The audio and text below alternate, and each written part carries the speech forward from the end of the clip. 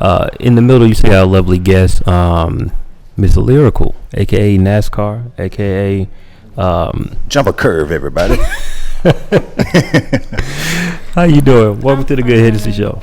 Thank you. Can we tell the story before we start? Why we calling you NASCAR, real quick? If you don't mind. Was bigger than, okay. So we were, pulling up. Well, actually, we were already parked. We were parked. We were getting ready to come into the studio. Oh, y'all saw me. And we just hear something. That is not true. I said, damn. No, it wasn't that loud, but it's a real steep curve, like whatever you call it. My car sits very low now. It's all good. You're in the low rider. But and then we start scattering everywhere because we didn't know what was going on. We started running. The police came. They had helicopters in the sky. Bombs went off. I was like, man, what? No, it's all good. No. But we'd like to welcome you to the show. Thank you. I was reading your bio. It's so much stuff, and, so many places to go. And it's fitting that we were talking about, Chicago earlier. Mm-hmm. And, you being from Chicago. Before we go any further, and I want to say something, but I don't want to say it because I'm very protective like that. So I'll tell you this off camera. Mm-hmm. But, what we hear about Chicago. Mm-hmm. How much of that is really like that? You know what I mean? Or how much is it just like media portraying a city to be a certain thing? Everything that you hear is true. Everything. The police, the killings, the only thing that's not true is that it's not the music that's doing, that's the forefront of it. It's more so the environment that people are coming from and from what they've been around, so it makes it acceptable to them. That's what's true about it. But it's a beautiful city. Yeah. I actually like Chicago. I ain't gonna lie to you. I've been once and I enjoyed myself. I was a little younger, but I absolutely love Chicago. Like, for real. I'm going there soon too. But I mean, I visit there all the time. I ain't gonna lie to you. And of course, I ain't like in the nooks and crannies. I'm staying to the, you know what I'm saying? I'm staying downtown. I might, I might hang out in Downers Grove a little bit. You should go where your people are. You should go to South Side Chicago. But it's like that in every state though. And you know what I mean? It's that's like that in every state. It's just Chicago is glorified because the music is real. So, people think like, okay, well, Chicago killings, get killed, and it's a very strong possibility, but it's like that in every state. You know what I mean? But we became the pinnacle for it because the music took off a couple years ago. So it was like everybody was drilling, you know what I'm saying? Or everybody was a part of this movement, or everybody knew certain people. And in Chicago, it's very, very small. It's very big, but the industry is very, very small. So a lot of these young cats look up to, now I don't want to say look up to it, it's just that it's just where they're from. But I'm sure it's like that in Atlanta. I'm sure it's like that in China. I'm sure it's like that, everywhere. It's like we just got the forefront of it because music was like blew up a couple years ago because everybody was coming out of Chicago with that genre of music. Gotcha. So go ahead. So how do you feel about Spike Lee, the film? Yeah, the Chirac film. Even if you haven't seen it, how do you feel about the idea of I'm very angry about it. I was vocal about it because I'm from Chicago. I'm from Illinois. My grandmother lives in Chicago. I'm from the south suburbs, but I was always in Chicago. So let me say that. So I just felt like Chirac I was part of a movement. I was part of that movement, and I was part of the movement to get the word abolished because Chirac is not a good situation. A lot of people died. A lot of people that I was close to got murdered, and the word Chirac came from ignorance, and it came from people just, it's just a word that just came up, and it was just like, okay, this is what we're gonna call, this is what it's gonna be. So I know a lot of people that worked against the word, and so for you to come in and glorify a word and you really did not talk to the people, in my opinion, you didn't really come to the people and talk to the people that had something to do with it. Like to make Nick Cannon the forefront of it, and I think he was named Chirac, like that's retarded. That's retarded because it would have been better, if Kanye would have did it. It would have made sense because Kanye was from the south side of Chicago. Everybody knows Kanye, you know. But when you bring Nick Cannon in, and it's nothing against him, but when you bring his level in, it's like he was Drumline. You know what I mean? It's like he was America's whatever that show was. It's like people were hurt about that. You know what I'm saying? So I'm sure it was a good movie for Spike Lee, but that also comes back into play where I tell people all the time, like, we not doing nothing about it to come in and try to make a movie. And even though we've tried to like step up and do what we need to do, but the situation in Chicago is real. Gotcha. Certain people can't mess with certain people. Certain people can't be in the same situation as certain, can't be around each other. But he didn't, to me, it's a couple people in the movie that I know personally, and I'm proud of them because that's a big step in their career. Right. That's what he's known for doing. But you could have named it anything else. He could have named it anything else. And if it was gonna be about Chirac, and then I heard, it was like, okay, well, the women stopped having sex so the men could put the guns down. What? This baby's getting shot in their head and all type of stuff off of Chirac, off of the real, stuff, and you're naming it something that's not. It just, if it was named something else, it would have been perfectly fine. Okay, that's what I was going to ask. Does it really just boil down to more so it's the name? It's the name. It's not the disrespect content of the name. Okay. It's not the content. It's the disrespect of the name. The name means something so it holds a lot in Dirk's mind, in Herb's mind, in Louis' mind, in my mind, in Zay's mind, and the people and the people that were part of that situation that lost lives. Chirac is, for rappers, that was something that was going, but then all of a sudden you started seeing too many people get killed, and then you started seeing people be like, okay, you know what, we need to, let's try to stop rapping about this word, stop saying it, stop doing it, because these young cats are coming up and they're seeing, they're a product of what they're seeing. Right. So for somebody to come in and make a movie with that name on it, and then this man got Chirac on his hat. Why are you wearing that? Like, we had a whole, it's a guy in Chicago by the name of Y-Dot. He had a whole movement to stop the word anti-Chirac. You could have named it anything else. You could have really came and got down. You could have really just did a little bit more homework instead of just coming to talk to a pastor.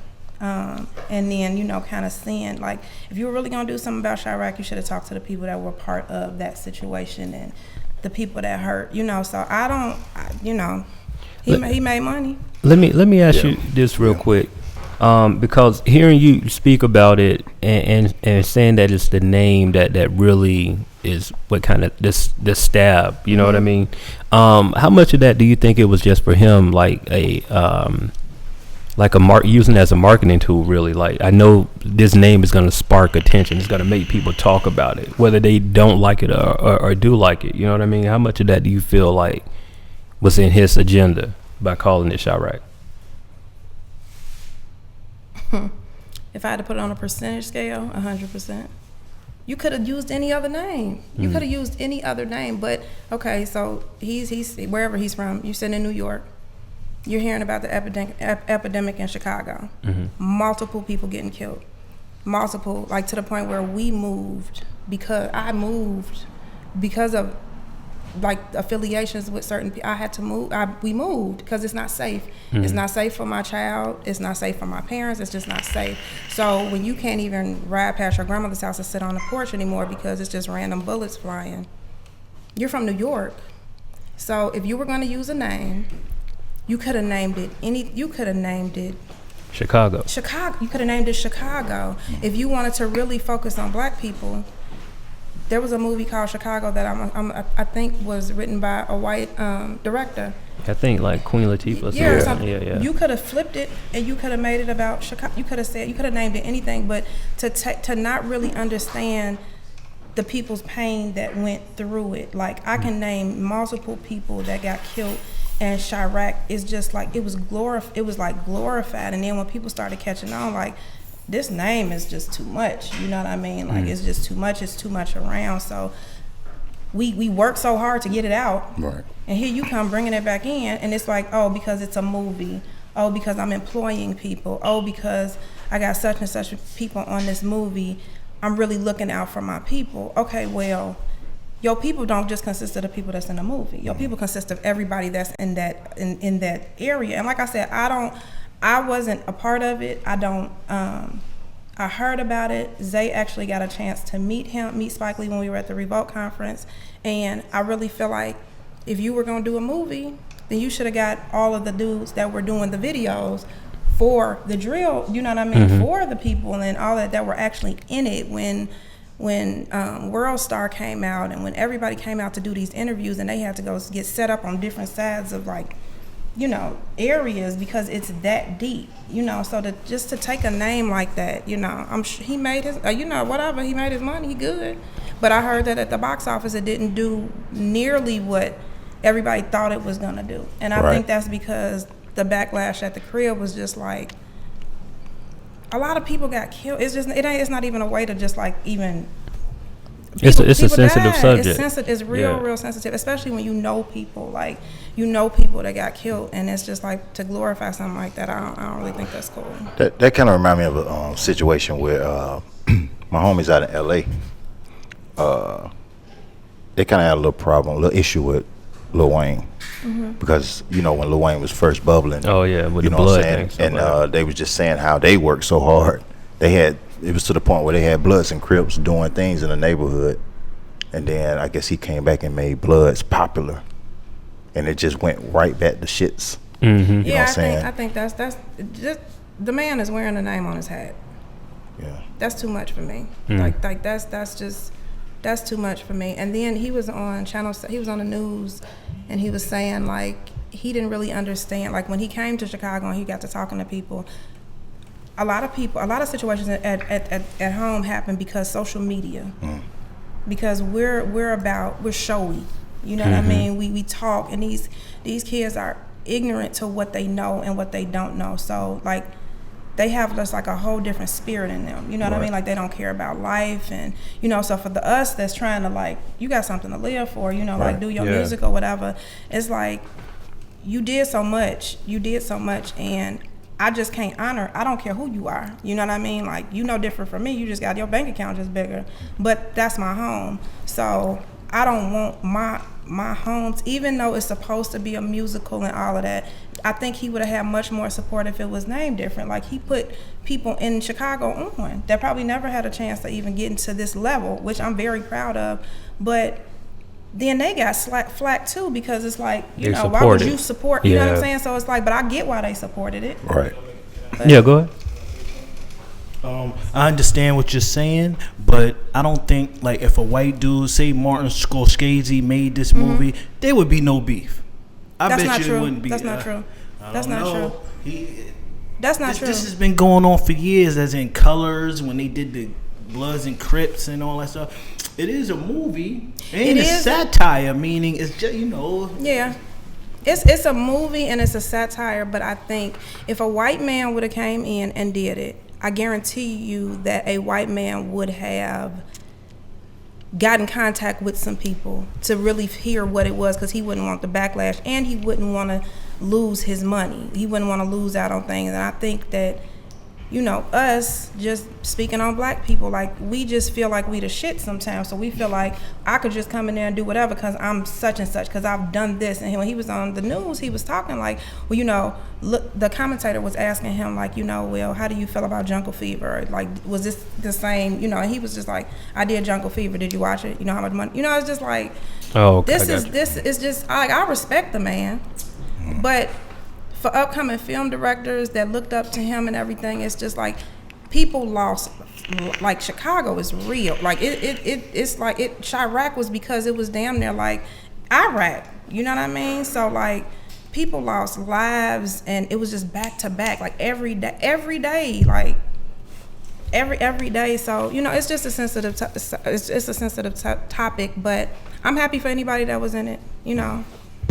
You know, I do want to kind of shift gears a little bit, but I will say I'm glad that we actually had you on, because this is the first time I'm hearing it from this perspective.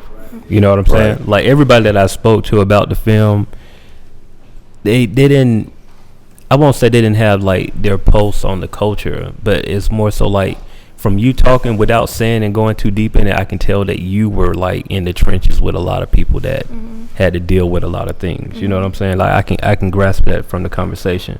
I do want to kind of shift gears though and talk about the music and how you were you actually got into the music industry and where did that start for you? I used to sing. Okay.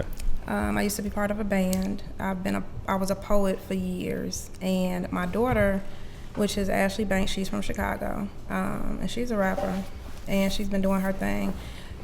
Somebody came to her and wanted to manage her. Okay. So it was like, you can't manage my baby. You know what I mean? Like, so I need to make sure that she's taken care of. Now I don't manage her anymore because, of course, mother-daughter can't do that. But that's kind of how I got into the field of music. And I was part of a group called The Intervention, where a guy by the name of Quick, he used to work with the Rough Riders, Jadakiss, everybody.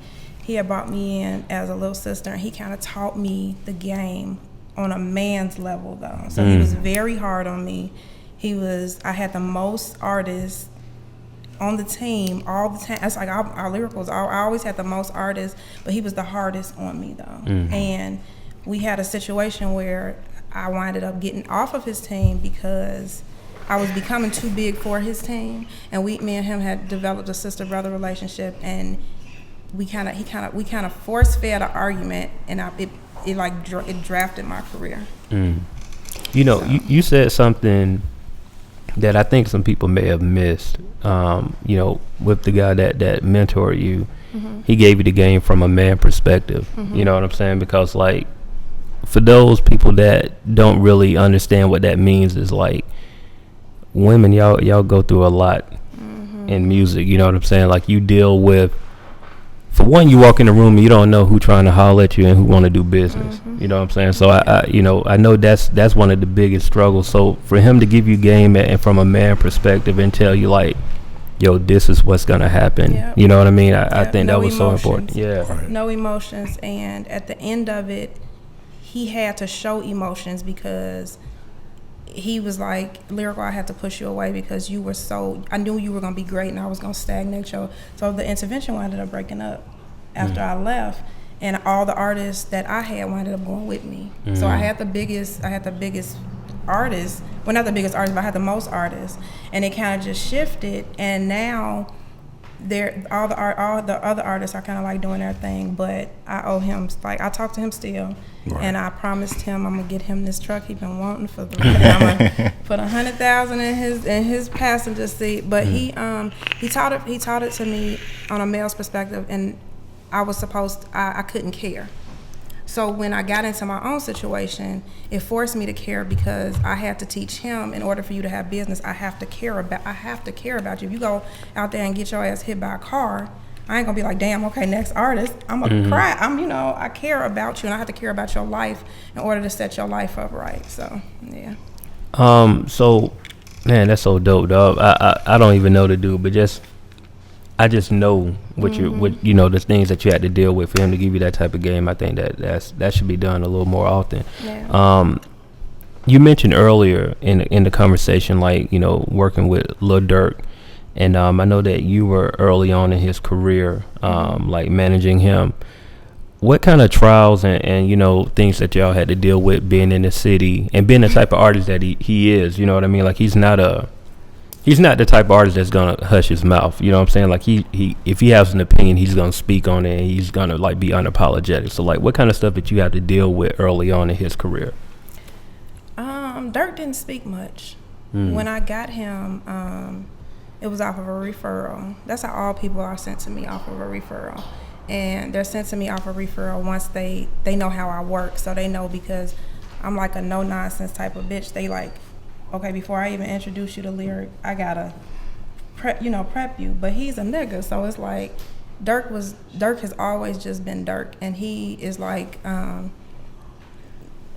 early on in his career, he knew what he wanted to do. He knew where he was going.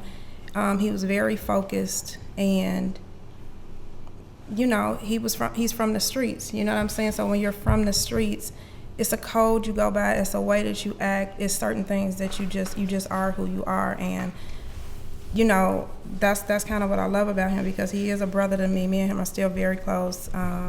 His daughter is my goddaughter. We're very, very close. But on the music side, I'm very proud of him. I still talk to him. I still get in his ass. You know, if I feel like when his album came out and I felt like Atlanta didn't have enough music, you know, the first phone call I made was to him, like, okay, what I gotta do, you know, what I gotta do. But he, coming from home, you know, and like I said, coming from anywhere, but coming from home, it's like we're not supposed to make it. You know what I mean? So you can't apologize for stuff unless you're really sorry about it. You know what I mean? And if that's where you're from and that's how you were brought up, you can't be fake. You know what I'm saying? So he's exactly who he is, but he's calmed down a lot, and I think that people can really tell that in his career, because I'm so proud of him, and he's doing very, very well. He's out in LA now, so he's doing good. That's dope. That's dope. I also saw that you work with honestly one of my favorite artists, like upcoming artists right now. Something about that tone and that cadence that she got, man. Like I just can't. It's undeniable in my opinion. But Tink, you know, you were very early on in her career. Just how early on were you? She put out that 300 remix. I got her a week later. Oh, okay. So yeah, you were early. Yeah. From the porch. I was like, yeah, you fresh off the porch with her for real. Okay. I had her from the porch up until I got her to Timberland and Epic and LA Reid. Okay. So walk us through that story, because that feels like there's so much. There's so much there. You know what I mean? Like it seemed like there's so much there, because my introduction to Tink was I saw the 300 thing later. You know what I mean? So like my first introduction was, man, Timberland on Instagram keep talking about this artist. You know what I'm saying? Like that's what I saw. And you know, I was like, okay, cool. You know, Timberland always have some female artists around. I was like, how dope is she? And then I think it was something he posted what she like rap, and I was like, oh, okay, yeah, he got one. You know what I'm saying? So walk us through that. Like what's going on with this right here? Like you got her shortly after her true introduction into the game. So like, what is it that you did for her career besides getting her to Timberland and Epic, like that prepping portion? I was with her day in, day out for up until that, so like 3.5, 4 years. So I had her from the beginning to the end, and she's a phenomenal artist. She's a beast with rapping. She can sing her butt off, but she's an artist. You know what I mean? And she's an artist, and to me, she was prematurely introduced to the industry in the way that I would have liked her to be, because myself and Zay had a plan for her, but when you get into this industry, you know, you get into this industry. You know what I'm saying? And being from home, it's a lot of, you have to. People feel like sometimes they gotta prove a point, or you know, or whatever it is. But yeah, I had her from the ground up. So you know, shit happens. Shit happens. Now, what is it like? What does an artist have to have for you to be interested? Basically, like to make you be like, okay, I wanna work with this person, this guy, this girl, and try to help them get to the next level. What are those key things? I get this question all the time. I have to feel like it has to, like, this is the God honest truth. If he was to refer somebody to me, I'm very nonchalant. I'm very standoffish, because I'm tired of artists. Personally, I'm tired. I don't want to be. And I don't want to be yoked like I've been with artists, because when you put yourself in those type of situations, it drains you. And from a female's perspective, they look at it like, oh, okay, well, you know, female managers are just emotional. It's not that. It's just that I work my ass off. From the time that somebody refers you to me, that means that you're in my psyche, and I have to think, and I'm like, okay, are you prepped? Are you this? Are you that? Are you that? And it's just like, nowadays I don't feel like it, and I'm very vocal about saying that. So when somebody comes to me and they introduce, it's like I don't really know. I pray about it. I definitely pray about it, because this industry is nothing but the devil. Nothing but him. I've seen him very present. Can you say it one more time? People that don't realize this industry is nothing but the devil. I have seen him plenty of times. And if a person is just literally like just about it, you know what I mean? Like if they have it all, like I can't do artist development anymore. And I've done artist development, and part of my artist development, what I lacked on was I make monsters. But I somewhere in the midst of it, I forget to teach them about the loyalty, not so much the loyalty, but the game of don't let karma come back and get you. You know what I mean? Because I'm working so hard to get us to like the next step, to the next step, to the next step. So I think for now, like when people bring me artists, I sit on them. I have people beating down my door a lot. And it's not that I don't really want to work with anybody. It's just that I know what I bring. And I know when an artist is an artist, they're bringing what they want to do. They looking at how to get, okay, I'm trying to get here to get that money to do this, but they don't know like a deal is a loan. So do you really want a deal, or do you really want a loan? You know, they don't even understand like you are your deal yourself. You don't need money. You've been broke all this long. You might as well just keep working until, you know what I mean, until it makes sense. But an artist has to be able to learn. And I can tell how hungry a person is just off of their interaction of meeting me. Because a lot of people know me, you know, and a lot of people get nervous and like, oh, that's lyrical. Oh, she did that. And it's like, that don't matter what I've done. It's what you gonna do. Because your music has to make me work, not you. Not your physical being. We don't never have to talk, but if your music is working, then I'm working.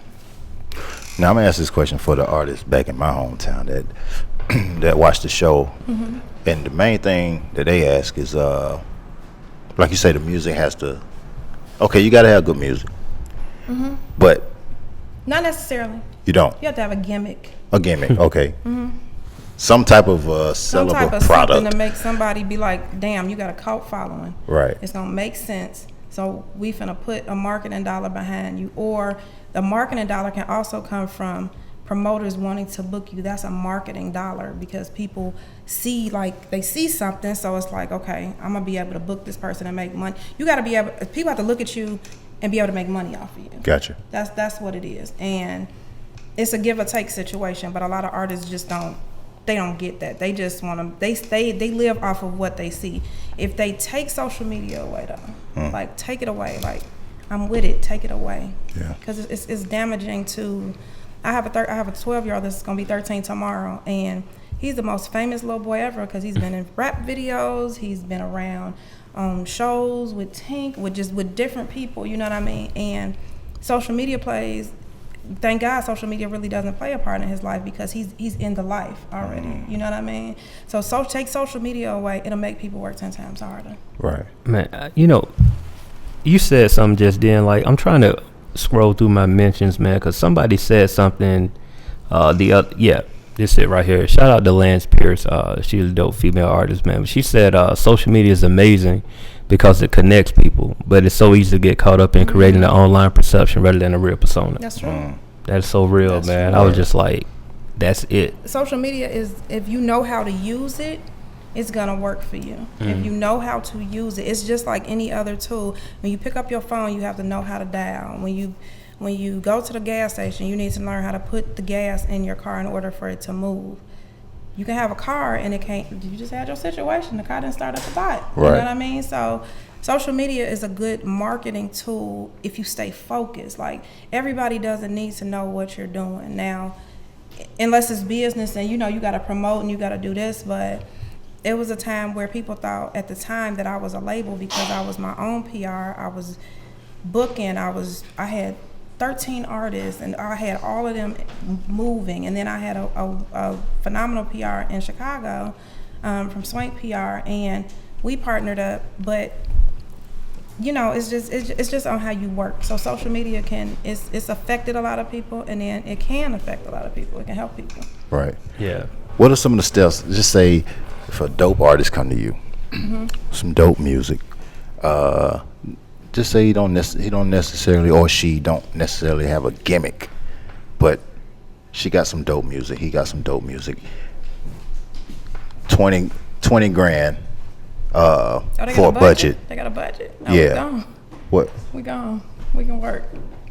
Even with just that 20 grand, that can. Yeah. Cause that was my question. I would rather have a person that does not really have. See, a gimmick doesn't have to be what you look like. A gimmick could be in your music. Okay. A gimmick could be in your personality. A gimmick could be every time you walk in, you say the letter A, and everybody knows who you are. Gotcha. You know what I mean? So if you come in with a $20,000 budget, then it's for me and for you. See, now I'm about teaching the artist the game, because I learned. I've been in the industry for a decent amount of time now, so I'm always learning something. So this past year, I learned a shitload. I learned a hell of a lot, but it prepared me for the artists that I have now. I have artists now, and they're taking off, but it's like I slow myself down, stop lyrical. I got to teach them this, I got to teach them that, because now it's not, because now I know I've mastered the music part, but I got to master people's minds. I got to make you remember. It's more so to me about your life,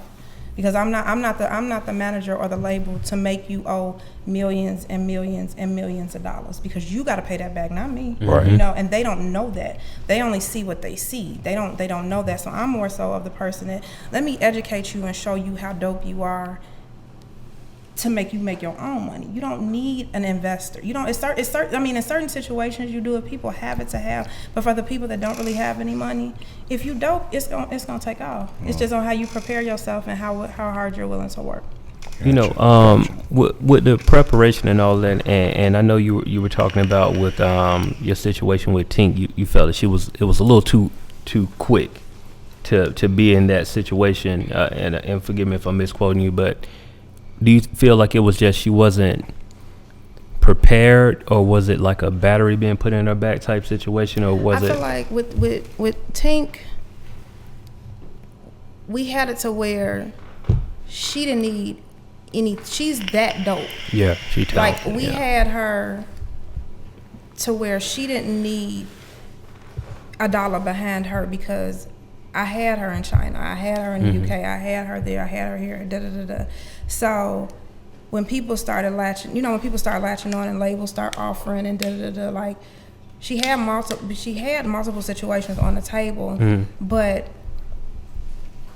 I can't really speak for her. I can't speak for her. I can speak off of my perception and just say that the glitz and glamour sometimes, you know what I mean? Like it'll take you, and it makes me very concerned just for artists just coming up, because if you're dope, you got to watch out for people that want relevance. You know what I'm saying? That are looking to see, like, I'm not supposed to look at you and see I can't look at you and be like, oh yeah, okay, that's a dollar sign. I need to know who you are. I need to know your last name, your first name, your middle name, your mama's name, your daddy's name. Do you have any kids? Your grandmother's name? I want to know about your life, because I'm working to make sure that your life is situated. I'm not working to make money off of you. It is about money, but I wasn't raised on a dollar. You know what I'm saying? So, people's perception of happiness and their career is different from mine, and I'm in a much better space than what I was and where I was about a year ago. But I don't know. I just think that as an artist, you have to look at your surroundings and just make sure that you're not coming into a situation where it's something. You know what I mean? It's just something else. So kind of like you don't want to lose yourself in that. You don't want to lose yourself, because the shit is not. It's not worth it. Like, it's not worth having to work so hard. Like the best situation for an artist right now in the industry, and if a lot of people might not know him, but a lot of people should know him, is Chance the Rapper. Yeah, he is an artist from Chicago, independent, not signed, independent, very cool. I know touring everywhere, and from the crib, very well respected. Comes back, he can come here, and Madonna can come out and everything. you work for that. Then so when the label comes to you, that contract should say exactly what the hell you want it to say. Gotcha. You know what I mean? And I'm a stickler at that. I'm a stickler on that. Like, if you've been broke all this time, then it's worth to keep going. Like, make that shit say what you want it to say, because you don't ever want to look back and be like, God damn, I owe all this. You know what I mean? Like, ain't nothing came from it or whatever. But, you know, and that's for any artist. That's for any artist. And I know multiple artists that have been in situations and they come to me and they talking to me and I'm like, what? Like, please excuse there's a fire truck going down the street. We are really in these streets right now in Atlanta right now. You know, she dropping too much game, man. They had to send them folks out to us. I'll tell you. Hold on, man. She's stopping our business. But you know what you saying right now is to me is speaking on one thing. Like, labels feed off desperation. You know what I mean? And it's like, as long as you're desperate as an artist, as long as you're despered, they'll give you whatever they want to give you. They will. Because you don't have any leverage. You know what I mean? But they don't have. But the thing is that labels don't have leverage either. And that's what people forget. Like, they need you. You're the artist, and you're the artist. I sat down. Like, the pinnacle of my career was I sat down with L.A. Reid personally, and I told when I knew he was coming from what was mine, because I felt like this is my heart right here. You know what I mean? So no amount of money is going. I don't know. You know, when they ask like, well, how much money? I don't know, because you can't put a dollar on something that's priceless. You know, and I requested to meet him incognito. I didn't want to meet him with the suit, the glasses. I wanted him to come out in sweatshorts, t-shirt, no glasses, and he did. And he met me, and he was like, you know, you one of the realest people I've ever met, because I was able to look. I feel like eye contact. If I can look you in your eyes, then you'll know that that I know exactly what you are. But I just think that labels, the independent game is so strong, but you got to know what you're doing. You gotta know what you're doing, and you got to be able to fail. You got to be able to fail like 5-6 times before you're gonna win. You're not gonna win right away. So I don't know why people be thinking like, oh, okay, well, I signed, now I'm finna be on. No, dumbass, you owe so much money. You already owe. You know what I mean? Like, it's already, you're already, when you sign that contract, you're writing your social, it's a lot. You owe. So what you gonna do? File bankruptcy to get out of it? See, people don't know the game. They don't know. They just know what they see. And I'm not content with owing nobody. Man, I'm just gonna go ahead and throw this out here, Hennessy. I absolutely love her being a guest on the Good Hennessy show right now. And it's for some selfish reasons too. I ain't gonna lie to you. Me too. Because no, real talk. Because what I've learned, right, is that it's something that I had to, and I know this is gonna sound real like me not being humble at all, but I've learned that sometimes people don't perceive you as being qualified, so you can say something and they don't listen to it.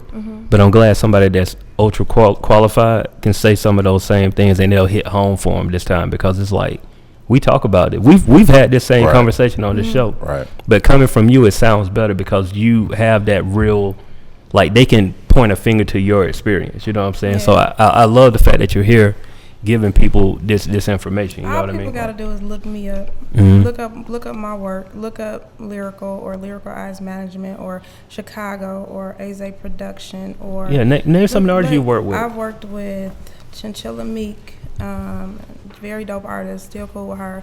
I currently have Raven Lene. She's a 16-year-old out of Chicago, about to headline her own show at the House of Blues. She's like an Erykah Badu. I have Nico, which he's out of Chicago, but he just moved to Atlanta. He's a singer. I have worked with Tink, Dirk, Ashley Banks, a cat by the name of New Era, Maddie Baby, D Gaines, Aze Production. I know I'm missing a whole bunch of people. DJ Reed. Like I've worked. I've worked. So I've worked, and I'm cool with a lot of people too. Like Herb is a little brother to me. I stay on his ass. And I'm proud of him too. Him and Dirk. I mean, like they make my nerves. Well, it was a point in time where they made my nerves bad. So I had to call and okay, you taking a picture on Instagram, you on the block, get your ass in the house. Yeah, but definitely. I felt like I was, I'm like the big sister of Chicago, and it's just because I care, because I'm an artist, but I don't want nobody owing nobody no money, and I feel like it's worth being patient. It's worth working. Like, if you want some shit, just work. Like, That shit ain't all that it's cracked up to be. You know, I'm hearing you named a lot of Chicago artists, and you know, you've definitely laid a solid foundation in Chicago. Mm-hmm. And I believe you mentioned earlier that part of the reason why you moved down here, you had to get away from what was going on up there. Mm-hmm. What else played into that transition to Atlanta?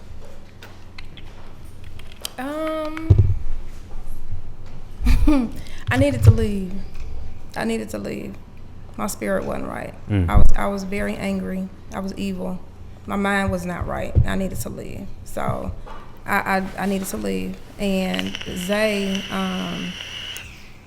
he was doing all the videos in Chicago, and we're together in a relationship, and he needed to leave because it's not safe. It's just not safe. Like, it's just not safe. You go out there doing a video, you know, it's the luck of the draw. You pray before you go, and you hope you come home. So I needed to move. I needed a different space. I felt like we saturated Chicago. I did what I needed to do. I was very well known there. Well, I'm well known in different states, and I have a 12-year-old boy. I have a boy, and when that shit started coming to the burbs, coming to the suburbs, it's like, oh no, because I gotta move. So I needed to shift. So God just shifted me. So, and I knew it. So instead of me fighting it, because I left my daughter at home with my mom, but she's 21. Yeah. So I left her at home, but I wanted to come somewhere else. And he wanted to move. The move was actually supposed to be a lot of us, but it wound up just being us, and it benefited him because he's worked with every artist in the world, damn near. But for me, mentally, I needed to leave. I needed to leave, and you know, you get appreciated more when you leave. So, but yeah. You know, it's good that you realize that, because I think a lot of times people realize that too late. You know what I mean? I had a lot of people speaking for me. Let me say that. My situation that kind of everybody knows about with her and Timberland. A lot of normal people would have lashed out on Instagram and Twitter and put their business out there and everything. And I had my times where I wanted to, but I was dealing with legal, you know, it was a big situation. It was a lot. It wasn't just like, okay, no, I was dealing with lawyer, you know, a whole bunch of other stuff. But for me, it was the thing to do. It was definitely the thing to do. So I kept my mouth shut, and I kept my mouth shut. And it bothered me to keep my mouth shut because I felt like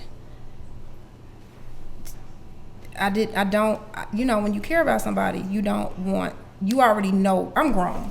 I'm grown as hell. So when you care about somebody and you already kind of see, like, it's like, but you can't get, you know what I mean? It's like, it's nothing that I can do, you know? So when lies are being told and all type of bullshit is coming your way, it's like normal people would speak out and defend themselves. And for me, I had people defending me because I was such in a place where I was trying to go for the jugular. You know what I mean? And the respect that Timberland has had for me, or if he has it, like, we still speak. I was going to ask you, do y'all still speak? Yeah, he contacts me frequently. And, you know, I'm a child of God, so I just, you know, I feel like the wrath is not going to come from me. Gotcha. I'm good. Gotcha. Now, that's a very mature place to be in. Especially, very hard I was going to say, I bet it's a hard place to be in, too. Yeah. Very, very hard. But, you know, people do what they're supposed to do. If they can, people do what they're supposed to do, you know? So that's the man side of me talking, because I was raised in this game from a man. So I saw situations, and it was like, it took, because even when that happened, I got a call from him, and he called and was like, "You good?" "Yeah, I'm good. I'm cool." What's his name again? His name is Quick. Hey, man, shout out to Quick one more time. I know, man. Quick is dope. Quick is the OG, man. He is. He's the OG for real. I don't even know you, Quick, but shouts out to him. Shouts to Quick. Yeah. Definitely shouts to Quick. Well, you know, I appreciate you coming here. Like, real talk, you really welcome to come. I'm almost feeling like we just should have a daily, a weekly segment or something. I don't know, like anytime. Yeah. Real quick though, I'm reading this New Wave Radio. What's What's the deal with this? I have a radio show with Zay that two of my interns run back in Chicago. It's called New Wave Radio Shy. I have a blog site called On the Sneak. I have a label, 323 Music Group, and everything is me and Zay are tied in together on everything. And New Wave Radio is it's an outlet in Chicago for new artists to be able to submit their music, but we have to train them to know how to submit it. Okay, so you have to submit clean music. Just because you submit your music and it's clean in your email and you don't know how to speak in your email, hey, play my song, we gonna shoot back your email like, we ain't gonna play shit because you don't know how to, you know what I mean? Like, cause if your song is dope and we want to bring you in for an interview, you're not gonna know how to speak. Right. So it's at Windy City Underground, and it's affiliated with a college. And it's been going on for about 6 or 7 months now. Well, no, about 7 or 8 months. And it's real cool, but it just gives artists more of an outlet to be able to put, so just because they can't get on like the mainstream radio, if they come to us, then we can play it. You know what I mean? We just as mainstream as the radio station, you know, so we just try to get them an outlet to be able to come to. That's dope. It's real dope. Definitely like that. But look, and I feel like, are we leaving something out? Hey, I mean, I know we're doing this for the viewers, but I'm over here getting educated.